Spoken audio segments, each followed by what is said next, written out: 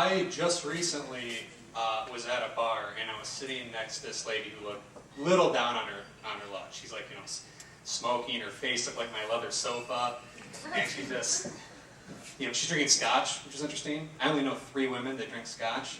2 of them play ice hockey, the other one has an Adam's apple.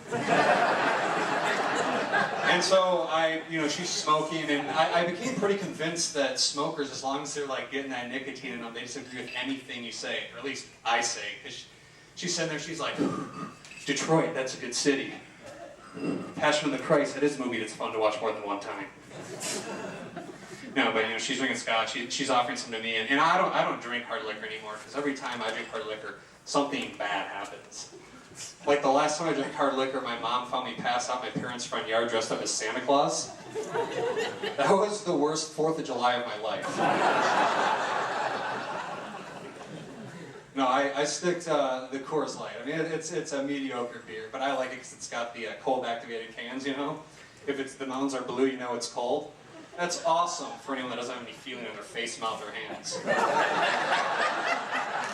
Remember that horrifying old method where you had to reach in the fridge and pick it up to feel it?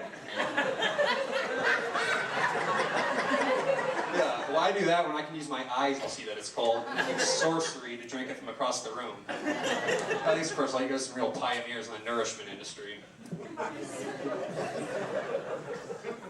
Here's another thing I think is interesting. I don't know when this happened, but when the amount of alcohol you drank the night before became something to brag about, like especially amongst like younger people. Like I'll be talking to someone, I'll be like, I had a couple of beers last night, I have a little bit of a headache. And they'll be like, dude, you don't even know, man. You even know, like last night I had like 12 apple pucker shots and I bonged 4 Smirnoff Ices like it was spring break.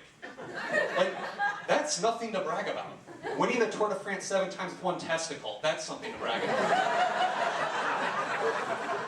You should never brag about drinking Smirnoff Ice unless you're 17, you're in your parents' basement, and you have an inverted penis. And maybe I'll give it to you. Here's something I think is rather unfortunate for everyone. Tiger Woods and Kobe Bryant both cheated on their wives and then claimed it was because they were addicted to sex. It's like, oh, okay. Why'd you just tell us that up front? You had such a horrible disease.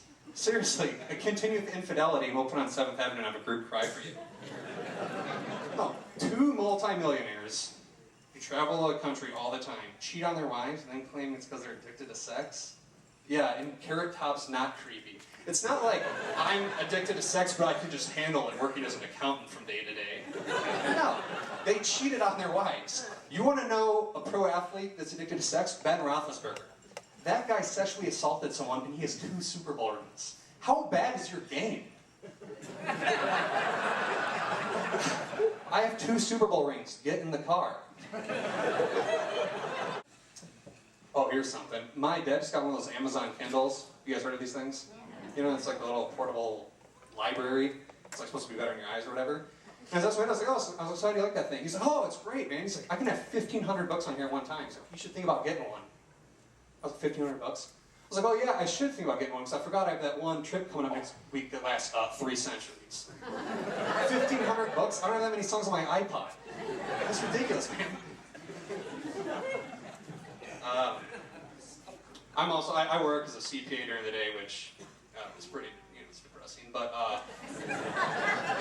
it's not fun. You sit there and all day and everyone's always upset. But I'm not one for the corporate terms, like it is what it is, like let's ramp up the revenues, all that stuff. But my boss does have one saying he says I think is kind of funny. He'll say, bang it out.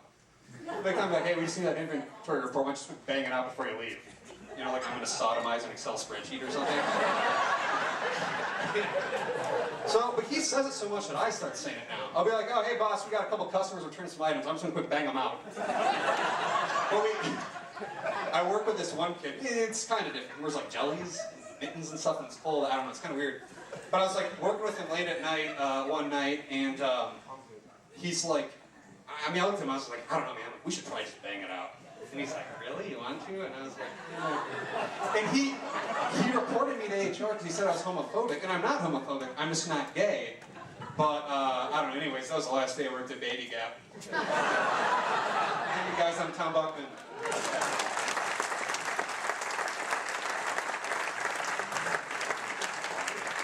Keep it going for Tom, everyone. Tom.